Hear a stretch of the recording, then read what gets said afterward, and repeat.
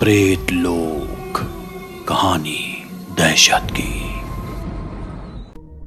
दुनिया में कुछ घटनाएं इतनी अकल्पनीय होती हैं कि जो हमारी खुली आंखों के सामने भी घटित हो जाएं, तब भी हमें उन घटनाओं पर यकीन करना कभी कभी मुश्किल हो जाता है। क्या हो अगर बुरी आत्माएं भी आपके अच्छे कार्य में लग जाएं?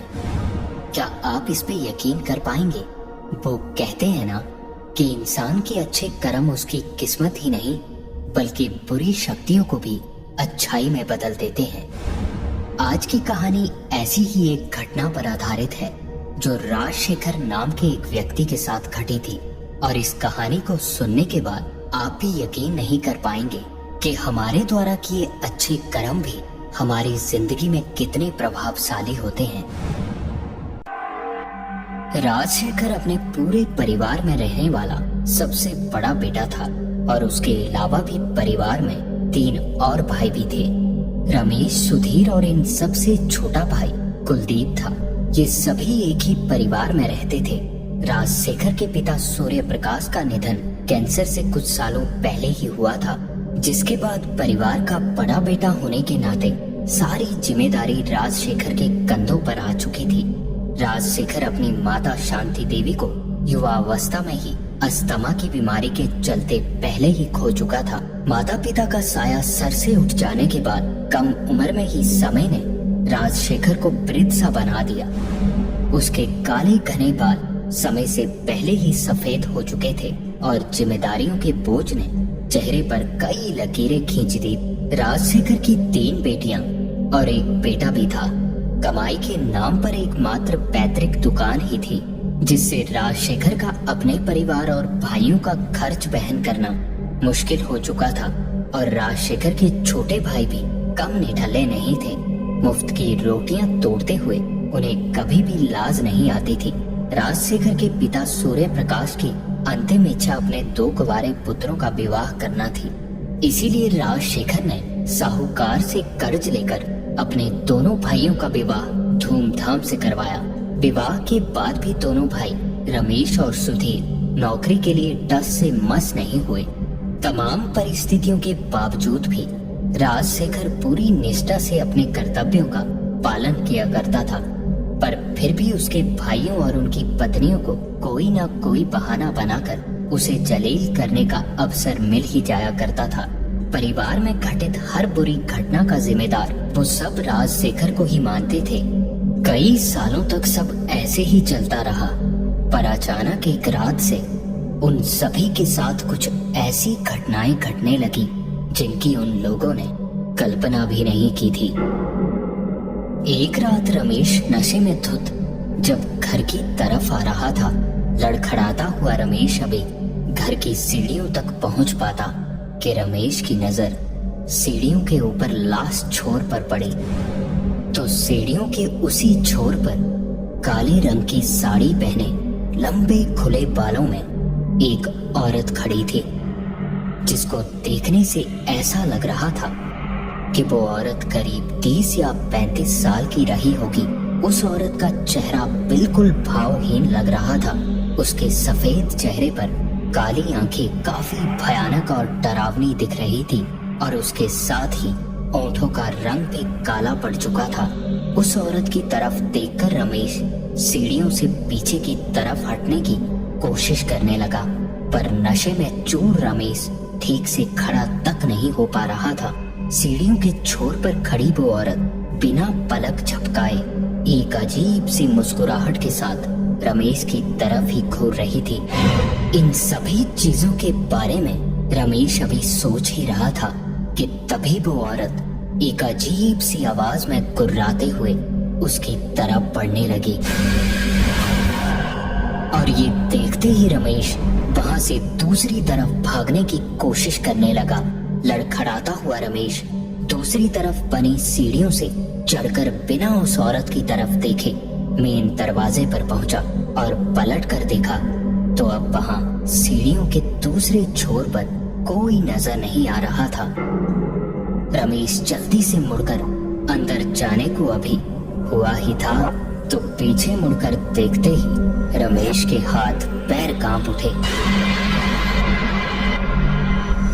क्योंकि रमेश के पीछे वही औरत खड़ी थी। रमेश सीढ़ियों से नीचे की तरफ भागने लगा और भागते भागते ही रमेश की नजर उस औरत के उल्टे पैरों पर पड़ते ही एक जोर की चीख के साथ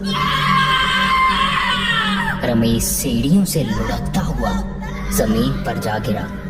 रमेश की चीख सुनकर परिवार के सभी लोग जाग चुके थे। सभी ने अपने अपने कमरों से निकलकर उसी दिशा में दौड़ लगा दी जहां से रमेश की ये आवाज आ रही थी। और परिवार के लोगों ने जब वहां जाकर देखा तो रमेश जमीन पर पड़ा किसी बिना जल की मछली की भांति तड़फ रहा था। राजशेखर ने ये देखते ही तुरंत हॉस्पिटल के नंबर पर कॉल कर दिया। थोड़ी ही देर बाद रात के सन्नाटे में एम्बुलेंस के सायरन से चारों दिशाएं गूंज उठी। रमेश को शहर के बड़े हॉस्पिटल में भर्ती करवा दिया गया। हॉस्पिटल में सिर्फ एक ही व्यक्ति को ठहरने की अनुमति दी गई थी, बाकी सब लोगों को घर भेज दिया गया।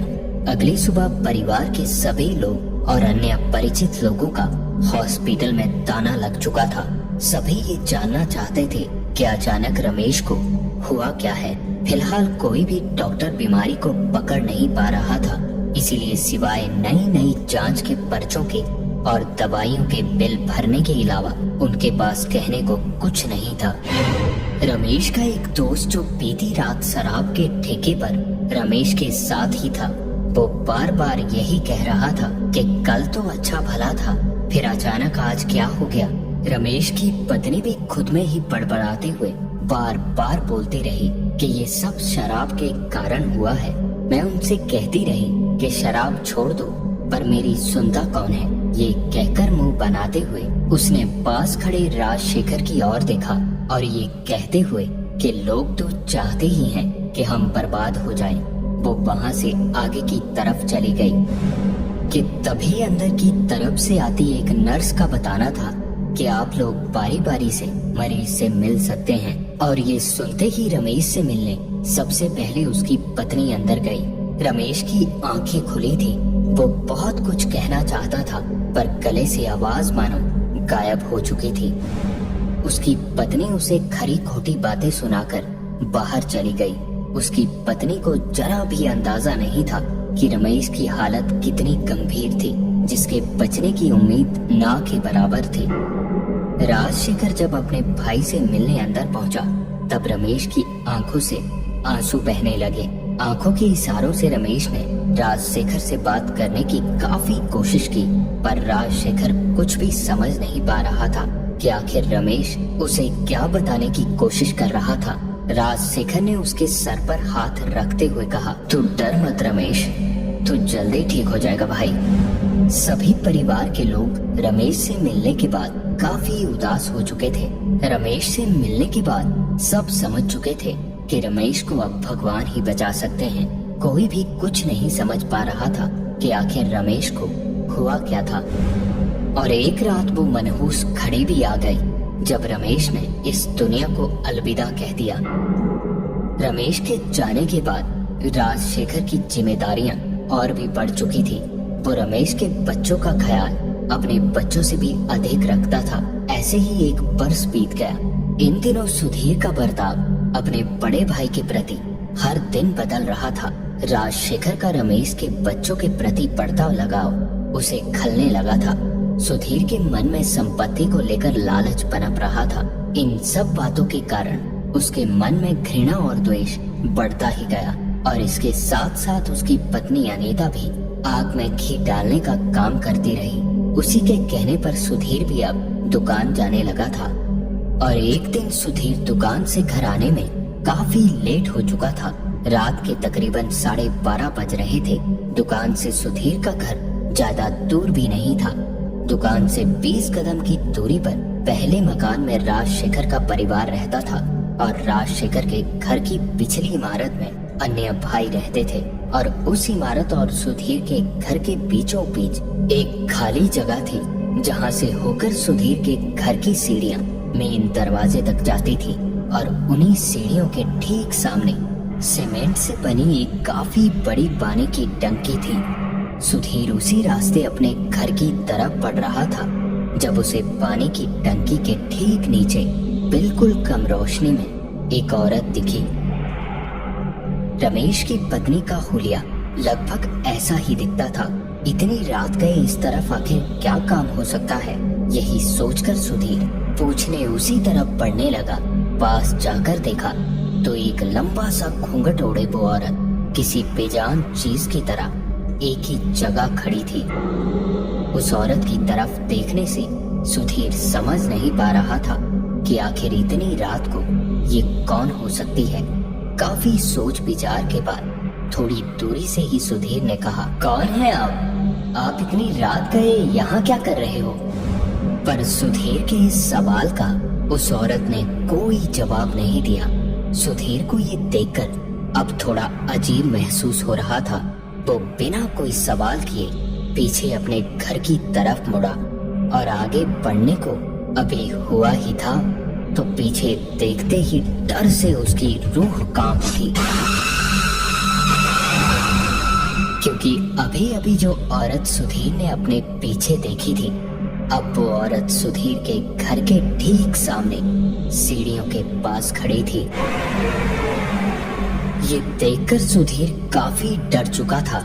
अब उसे इतना तो समझ आ चुका था कि हो ना हो ये औरत इंसान नहीं है। सीढ़ियों की तरफ देखते हुए सुधीर ने कपकपाती आवाज में एक बार फिर उस औरत से पूछा, कौन हो तुम? सुधीर का इतना पूछते ही एक डरावनी सी आवाज में उस औरत ने कहा, तेरी मौत। उस औरत का इतना भर कहना ही था जब सुधीर को साफ साफ महसूस होने लगा मानो उसका पूरा शरीर पत्थर में बदल रहा हो। अब वो चाहकर भी खुद को हिला नहीं पा रहा था और थोड़ी ही देर में सुधीर धड़ाम से जमीन पर गिर गया। जमीन पर गिरे हुए सुधीर ने उस औरत के पैरों की तरफ देखा तो उस औरत के पैर उल्टे थे। डर से सुधीर चिल्लाने की कोशिश करता पर मानो उसके गले से आवाज गायब हो चुकी थी और अब धीरे धीरे सुधीर की आंखों के सामने अंधेरा छा गया। सुधीर को जब तक सब समझ आता तब तक बहुत देर हो चुकी थी। अब तक सुधीर को न आता देख अनीता भनभनाती हुई घर से दुकान की ओर जाने को हुई ही थी, पर सीढ़ियों पर पहुंचते ही जमीन पर सुधीर को पड़ा देख उसकी चीख निकल गई। अनीता की आवाज सुनते ही परिवार के सभी लोग भागकर बाहर पहुंचे तो उस जगह रोशनी ना के बराबर थी, क्योंकि कई बार इस जगह बल्ब लगा देने पर भी या तो शॉर्ट हो जाया करते थे या फिर अपने आप टूट जाया करते थे। इसीलिए ये जगह सिर्फ कबाड़ रखने में इस्तेमाल की जाती थी। सुधीर के शरीर को राजशेखर ने घर पहुंचाया और उसके मुंह पर पानी के कई बार छींटे दिए गए, पर सुधीर के शरीर में कोई हलचल नहीं हो रही थी। डॉक्टर को कॉल करके बुला लिया गया। डॉक्टर ने आते ही सुधीर की नब्ज देखते ही जो कहा उसे सुनकर परिवार में सभी लोग सदमे में आ चुके थे, क्योंकि डॉक्टर का बताना था कि सुधीर की सांसें थम गई हैं, उसकी मौत हो चुकी है। ये सुनकर राजशेखर सर पर हाथ रखकर बैठ गया। पूरे कमरे में सन्नाटा पसर चुका था कि तभी पीछे खड़े राजशेखर के बेटे अनिरुद्ध का कहना था, ऐसा कैसे हो सकता है?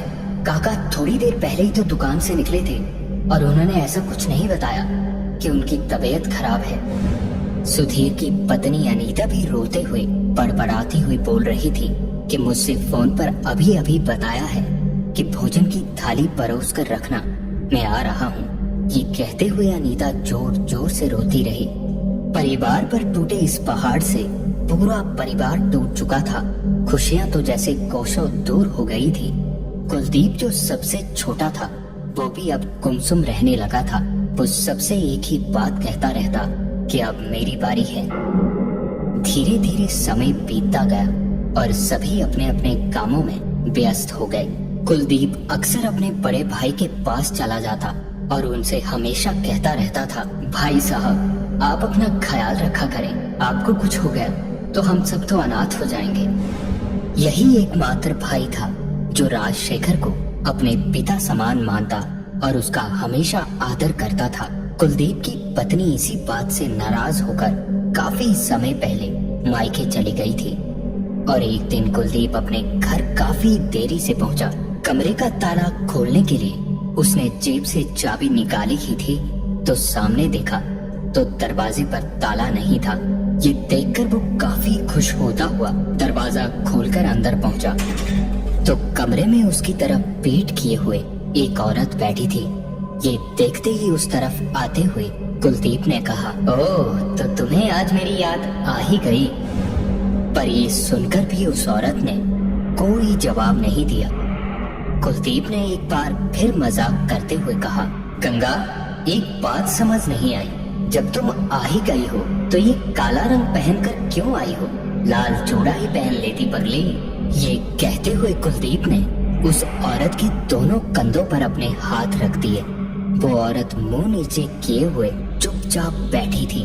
कुलदीप अब उस औरत के ठीक सामने आकर बैठते ही बोला, चलो लाल जोड़ा ना सही, गुस्से से हुआ लाल चेहरा ही दिखा दो। और ये कहते हुए कुलदीप ने उस औरत का घूंघट उठाया ही था तो डर से चीखता हुआ दूर जा गिरा, क्योंकि वो औरत गंगा नहीं थी। डर से कांपता हुआ कुलदीप कपकपाती हुई आवाज में बोला, कौन हो तुम और यहाँ क्या कर रही हो? और ये सुनते के साथ ही एक भयानक सी आवाज में उस औरत ने कहा, मैं इस घर की मालकिन हूँ, यहाँ नहीं तो कहाँ जाऊंगी? और ये कहते ही वो औरत हवा में तेज झोंके की गति की तरह कुलदीप के ठीक सामने उसके सिर पर हवा में लहराने लगी और उस औरत के उल्टे पैर कुलदीप की आंखों के सामने मंडरा रहे थे। ये देखकर कुलदीप के दिल की धड़कन बेकाबू हो चुकी थी। वो औरत कुलदीप के बिल्कुल करीब किसी जानवर की तरह सूंघते हुए कुलदीप के कान में बोली, आखिरी समय जिसे याद करना है कर ले, अब तुझे मुझसे कोई नहीं बचा सकता। ये सुनकर कुलदीप अंदर तक डर चुका था, पर हिम्मत करके उस औरत की तरफ देखता हुआ बोला, जीने का शौक तो मुझे भी नहीं है, बस एक काम करना कि मुझे मारने के बाद ये घर छोड़ देना और मेरे बड़े भाई को कोई नुकसान मत पहुंचाना। उनके लिए तुम भले मुझे मार दो। कुलदीप की ये बातें सुनकर उस औरत के भाव बदल चुके थे। पीछे हटते हुए उस औरत का कहना था कि तुम इस घर के पहले सदस्य हो जो अपने भाई का सम्मान करते हो, इसीलिए जाओ, तुम्हें बख्श दिया। तुम्हारे दोनों भाइयों को मैंने ही मारा था। वो लालची अपने बड़े भाई के प्रति घृणा का भाव रखते थे। उस औरत की सारी बातें बड़े ध्यान से सुन रहा कुलदीप कुछ भी समझ नहीं पा रहा था। अपनी आंखों के सामने घट रही इस घटना पर उसे बिल्कुल भी यकीन नहीं हो रहा था। कुछ सोचते हुए कुलदीप का पूछना था, तुम ये सब क्यों कर रही हो? मुझे ये वजह समझ नहीं आई। इस पे उस औरत का बताना था कि ये घर कभी मेरा हुआ करता था। मेरे पति की मौत के बाद उनके छोटे भाइयों की नजर इस घर पर थी, लेकिन ये घर मेरे नाम पर था। इसी वजह से मुझे मेरे देवर हर तरह से प्रताड़ित किया करते थे ताकि मैं ये घर उनके नाम कर दूं। ऐसे ही एक बार मैंने अपने देवर को ये कहते सुन लिया था कि भैया को तो उनकी बीमारी के कारण मारना आसान था, पर इस भाभी को कैसे मारे? लोगों को हम पर शक होगा और हम फंस जाएंगे। इतना सुनकर मेरा खून खोल गया था और मैं गुस्से में उन दोनों को मारने की कोशिश करती, पर उन्होंने मेरी हत्या कर दी और मुझे इसी घर में पानी की टंकी के पास दफना दिया और लोगों को ये बता दिया कि मैं लापता हो गई हूँ। पर मरने के बाद भी मेरी आत्मा को शांति नहीं मिली। उसके बाद एक एक को मैंने मौत के घाट उतार दिया। उसके कुछ सालों बाद तुम्हारे पिता ने ये घर मेरे देवर के बेटे से खरीद लिया। जो मेरे साथ हुआ था वही मैंने तुम्हारे बड़े भाई के साथ होते देखा, इसलिए मैंने तुम्हारे भाइयों को भी मार दिया। ये कहते हुए वो औरत कुलदीप के देखते ही देखते हवा में गायब हो गई। आज इस घटना को घटे 30 साल बीत चुके हैं और कहते हैं उस दिन के बाद से वो औरत वहां कभी नहीं दिखी। और ये थी आज की एक कहानी ऐसी भी।